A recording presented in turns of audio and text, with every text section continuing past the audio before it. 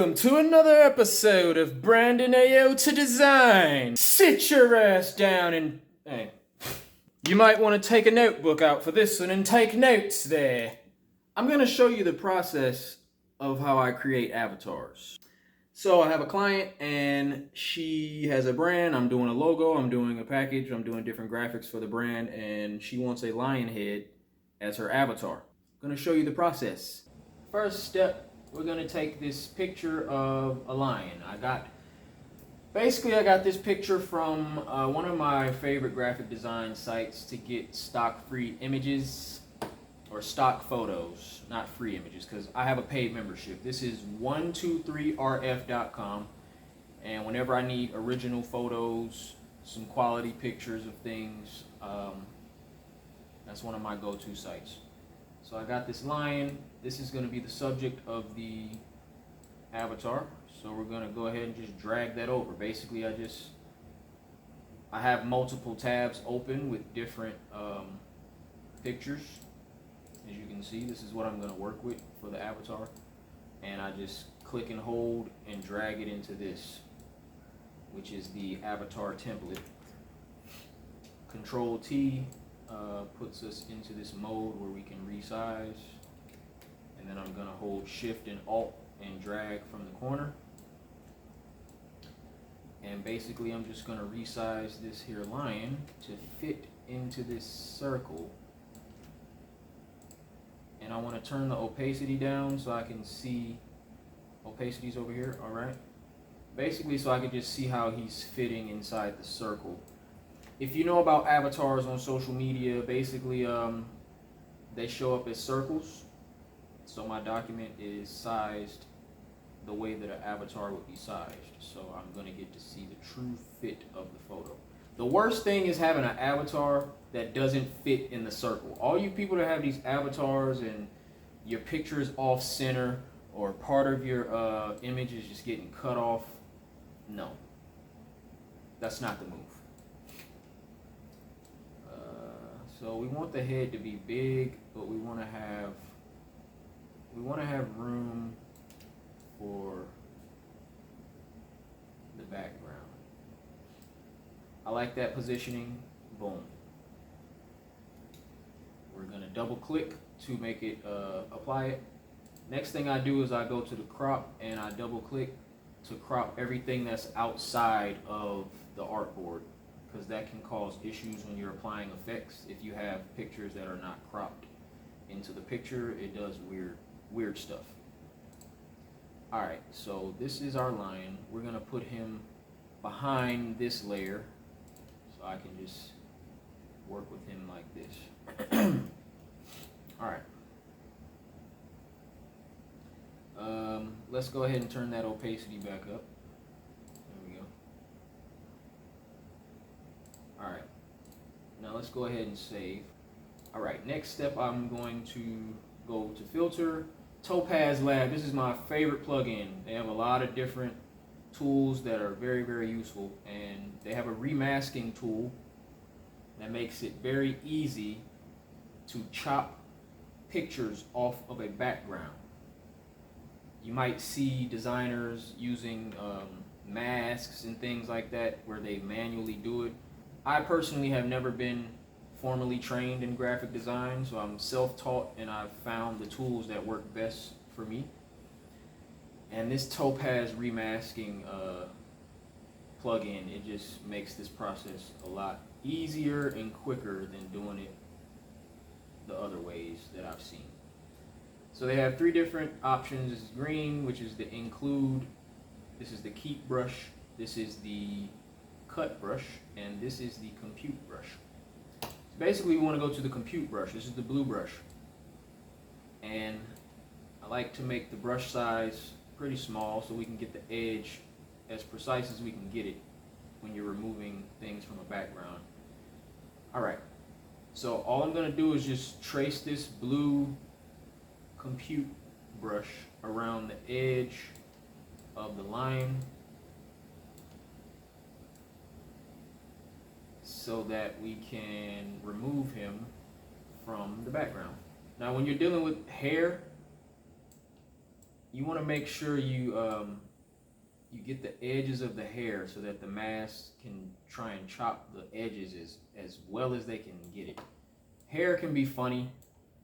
You know, the edges of the hair don't always come out perfect, but I'll show you some little tricks that I do to kind of make the hair look as natural as I can look, or as natural as it can look after you do the remasking. Because the worst thing you want, or the worst thing you can have, is hair that just doesn't look natural on the edges. Like, you don't want that. It looks very amateur, and you want things to look as natural as possible. Like, the whole point of using masks is so that it doesn't look like you took the picture off of a background. You want it to look as natural as possible.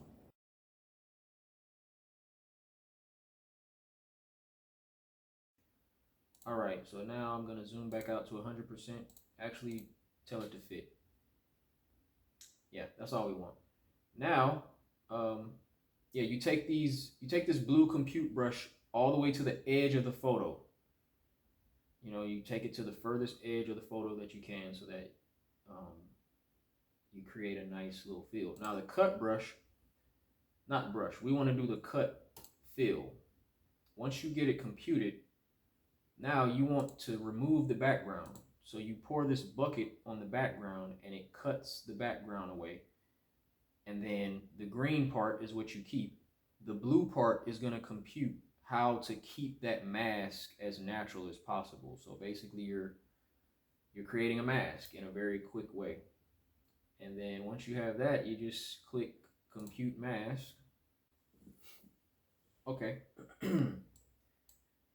I'm happy with those settings. So then we just click OK.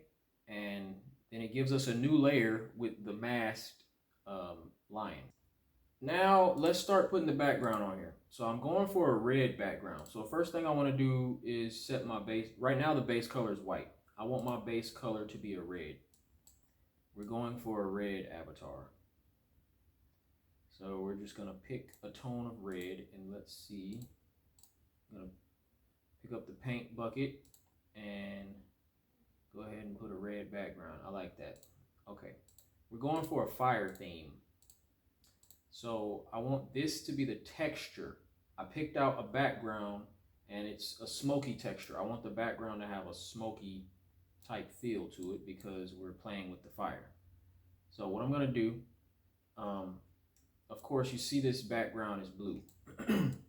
Now, first let me resize, Control T to bring up the resizer, and of course Shift and Alt, hold those two keys down and drag from the corner, and you can keep the true proportions of the photo, of the image.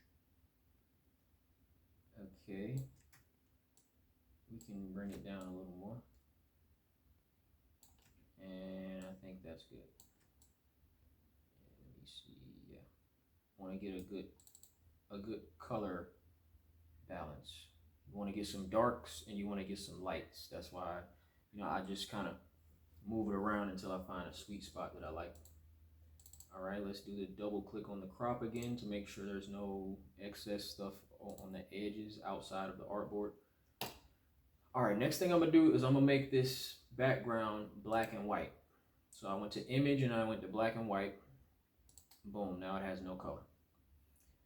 What I'm gonna do is I'm gonna blend this texture into this red background.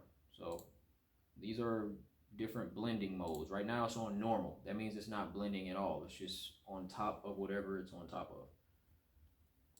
So you can basically scroll through the different types of blending until you get the type of blend that you're looking for. So with this, I basically just want to see the dark tones, which means I'm going to use one of these early ones. Multiply is a good one if you're just trying to bring out the darks. Color burn is another good one. But since this is a really flat tone and there's not that much texture in the image, it's just giving me a little bit of texture, and that's all I want. Yeah, just showing you the different blending modes and what they do. When you get down into the soft lights and hard lights as you can see, you keep the lighter tones of the original photo. So if I was going for a lighter blend, then I would use those.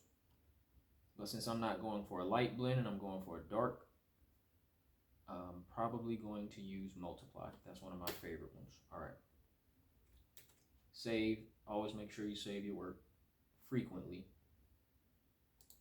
All right, let's close this. We don't need that anymore. And let's close this. We don't need that anymore. Next thing I'm gonna do is fix these edges. Now you see on the edge of the lion head, it's not a perfect mask.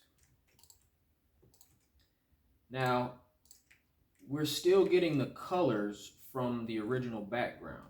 So I'm gonna do a trick on the edges of this photo to kind of blend it into the color of the background that I have now. And I'm going to use a brush to do this. So I'm gonna get my brush tool. I think that's a good size brush. I want a soft brush. I don't want hard edges. I want soft edges because I want it to blend pretty seamlessly. And I don't want it to be fully 100% opaque. I want a softer. I want to start soft. You always want to start soft when you're trying to like brush things and blend things.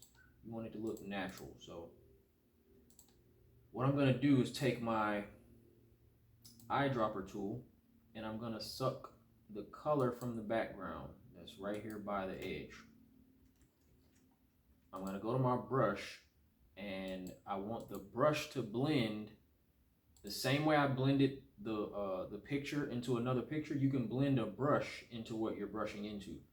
So I'm gonna try the multiply just to see how it looks. But I think if I go multiply, it's gonna give me the look I want.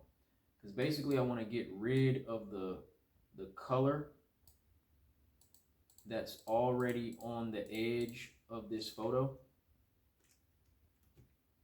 Oh yeah, that's giving me a little bit too dark. Let me see here.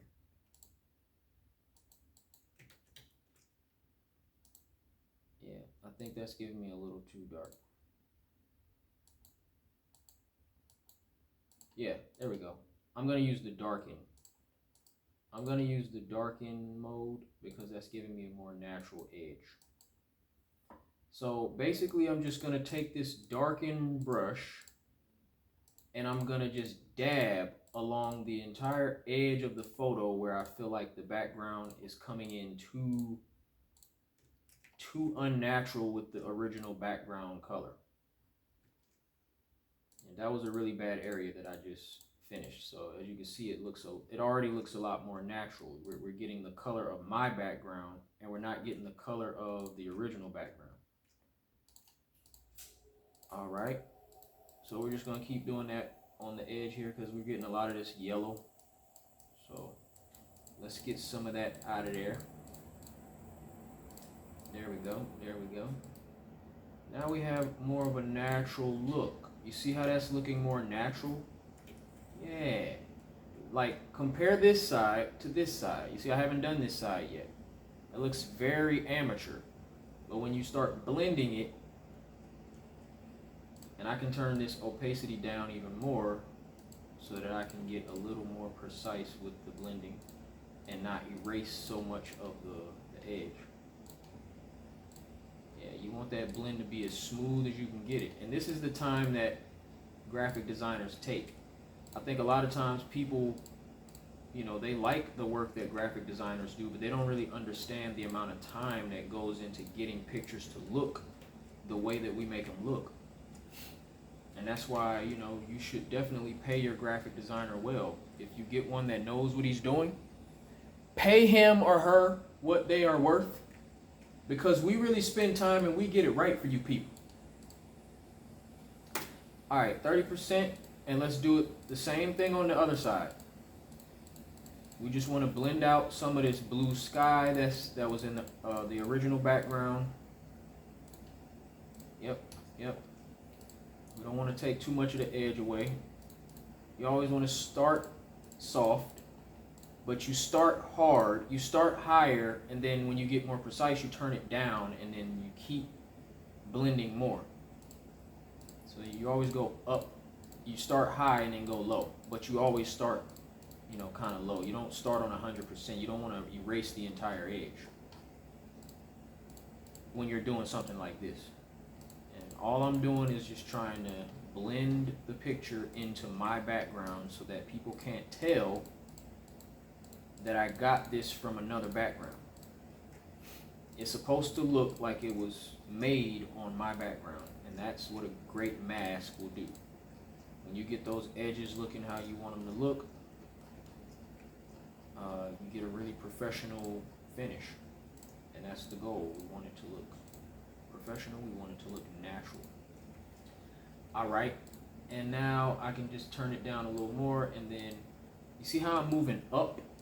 When I turn it down, I'm moving up. I can erase a little bit on the edges, but the point is to get a little bit more of the background out of the area that's further into the subject. But you turn it down so that you don't erase too much. The point is just you want it to blend. You want it to blend in with the background. We're just playing with colors. We're playing with colors and we're playing with light. And it makes it appear different to the eye when you start doing small things like this. And then voila, my mask looks a lot more natural, and it's not looking like, you know, it's not looking so crazy. Alright, save that. I like that. Next thing I'm going to start doing, let's see. I like the original quality of the photo, but I do like to do my own things. So first thing I'm going to do, sometimes I go to this setting, shadows and highlights. I click it, and basically it adjusts the shadows and highlights. I do this to sometimes bring out the whites and to make the shadows a little bit lighter. And then later on in the design process, I turn my my shadows down the way I want them to look. So usually I like my darks to kind of be not so harsh in the earlier parts of the editing, because then I can manipulate more of the color in the picture. And then I'll show you later when it comes to actually doing the final edit, then you can always turn the shadows back down. Alright. Next, I like this effect. It's a topaz adjust. It brings out the depth of the picture. Makes it look really good. Let me see. Let me show you. This is the adaptive exposure. I usually like to set this around 30. And then regions allow you to make it so that it's either going to bring out the smallest detail, which the further you bring it up, the smaller the lines, or you bring it in like over here and it makes it more thick. So again, that's more of a fine look, and that's more of a bold, thick look when we go this way. I want to be more on the middle because I want it to be fine, but it's a lion, so I do want it to be bold. I like that. And we don't want to smoothen it. I want the lion to look exactly how he's looking. So hit OK. Boom. That looks dope. I'll show you what it looks like before. We step backward, it looks soft.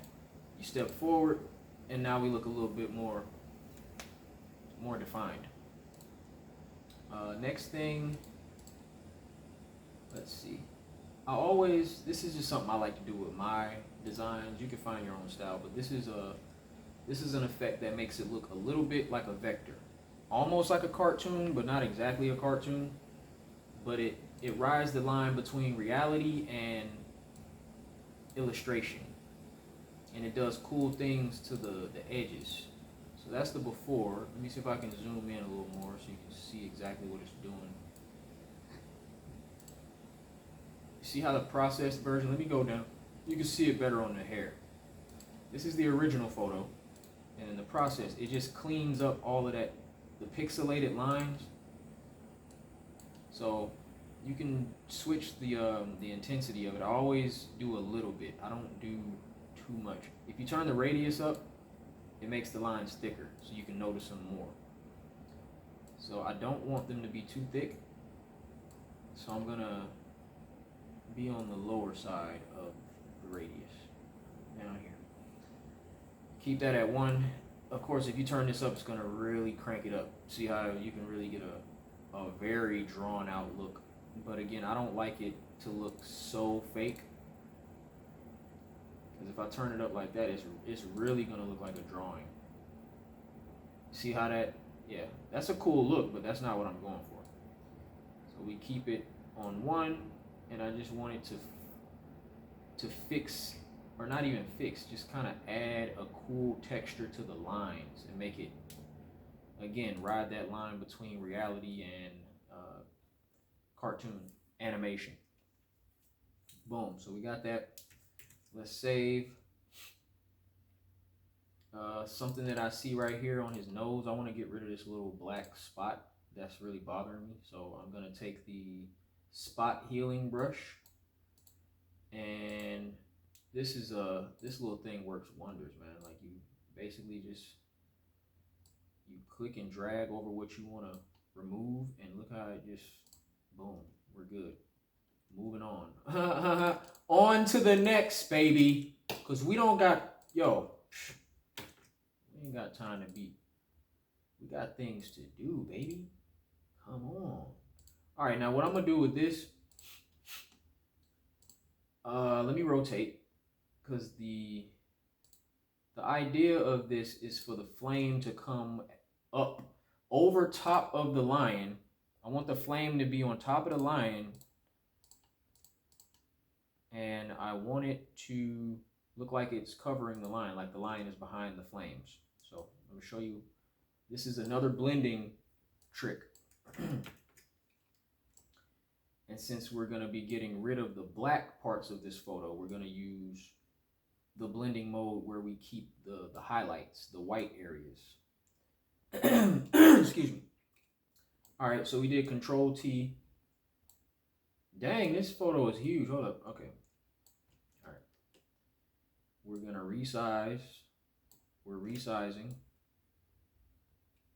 Resizing the flame. I keep looking at my phone because I don't want to run out of space. This is my first time doing a video like this, so. All right. There we go. Now, let's turn this down so I can see where it's gonna sit on top of the line. All right.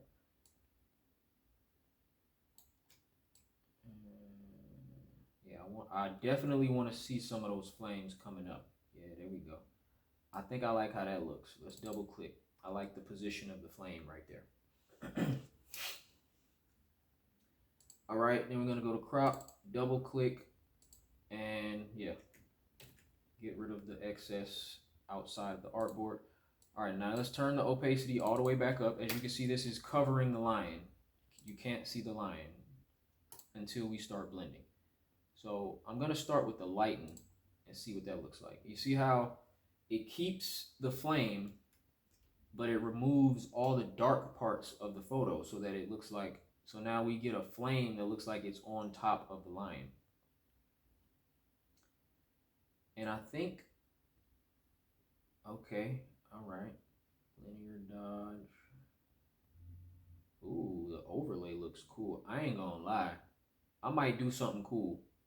Okay, I'm gonna show y'all something cool. Yeah, I'm definitely gonna show. Ooh, I like the hard light too. Okay, so this is what we're gonna do. You can use different blending modes to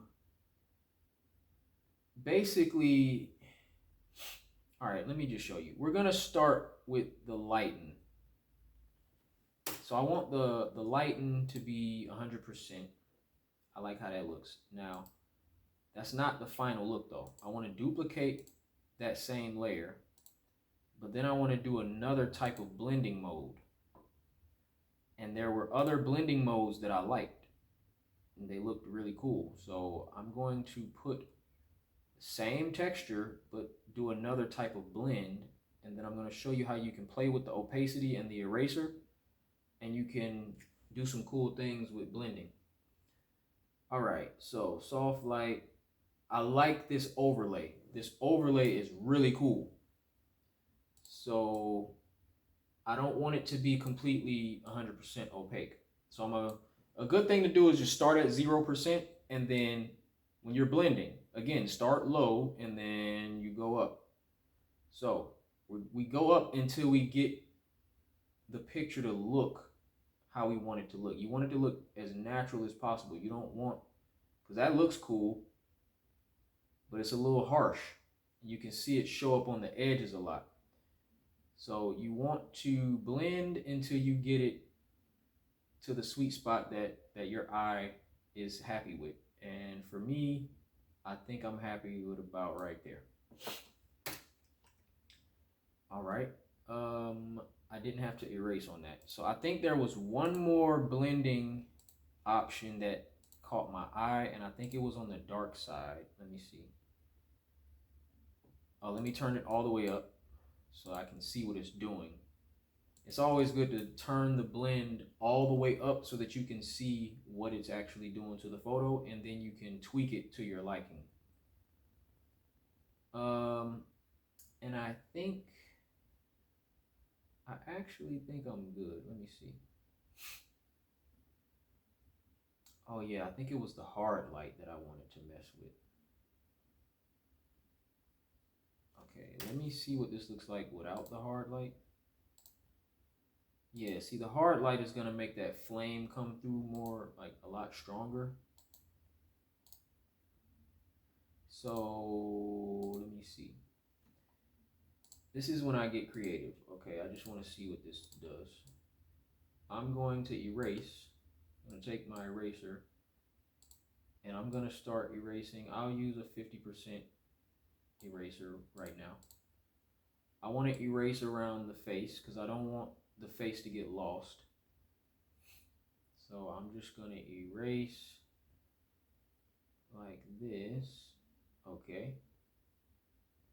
Now I want the face to come through a lot. So I'm gonna keep erasing so that the face pops. We want the face to pop through the flame. Right? Then we turn the opacity down a little bit more. And I want to make the brush a little bigger because I want to cover a bigger space. Then I want to kind of just erase around, but I don't want to take any of the flame out. I like how the flame is popping and really coming through with a lot of definition. So I just want to erase up here where the background is and the head. Let me turn this down. Yeah. And again, man, this is just about your eye. This is about doing what you feel.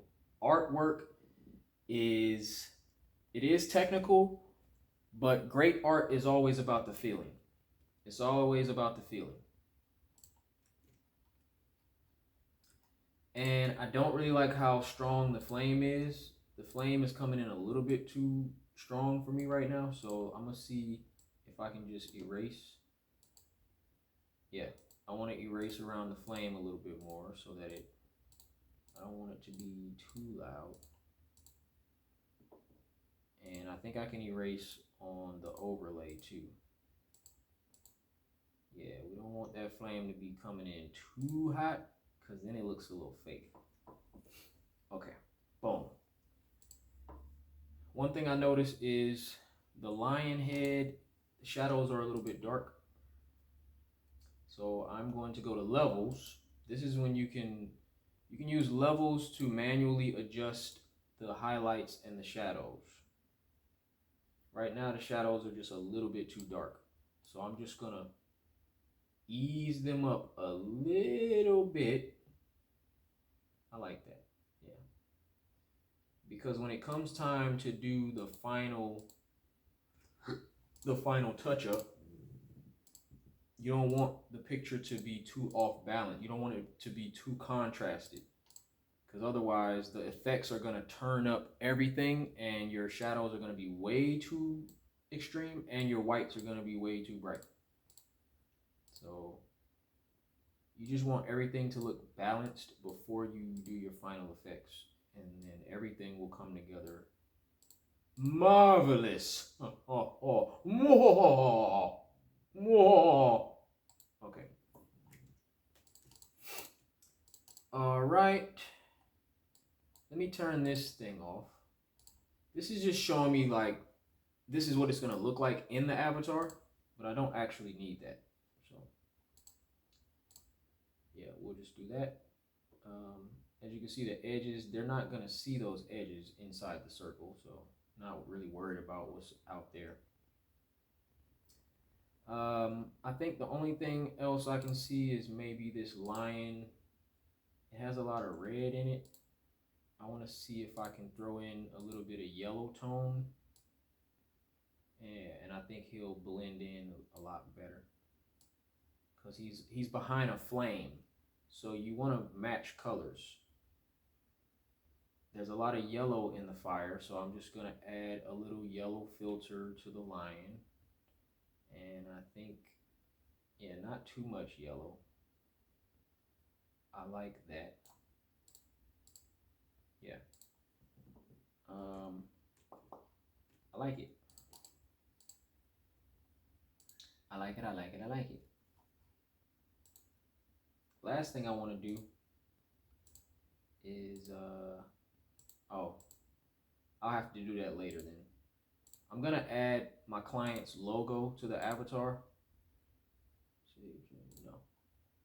But for now, I'm just gonna show you this. So this is just a basic avatar, and actually I'll just leave that on there, just like that. All right, we'll go PNG, and then the final step in doing the avatar is I use this photo looks, magic bullet photo looks. I love it. It's good for final effects, and I do a little bit of color correcting. So I like this crush effect, and you can make it any color that you want, so that gives us a nice little starting point. I want to add a little bit more orange because I really want this to look on fire. You feel me? Like, yeah. I don't really have to do too much, to be honest. I like to do the 3-way color corrector. This lets you manipulate every part of the photo, the shadows, the highlights, and the mid tones. So I want the shadow color to be, ooh, not that red or orange. Yeah, we'll just put a little bit more orange on the shadows. The mid tones, yeah, we'll make the mid tones more like a yellow. Not too much. Yeah, I think I like that. Yep. And we'll leave the highlights alone. And I'm running out of time, so I think I'm just going to stop there. Thank you for watching. This is Brandon Ayoda Design. It's loading. Boom. That is the picture of the final avatar. Hope you enjoyed. I will put this up on the YouTube channel, so make sure you like, share, subscribe, and all that good stuff. I'll try to do more videos like this and give you more tutorials. So thank you for watching. Again, my name is Brandon Ayoda.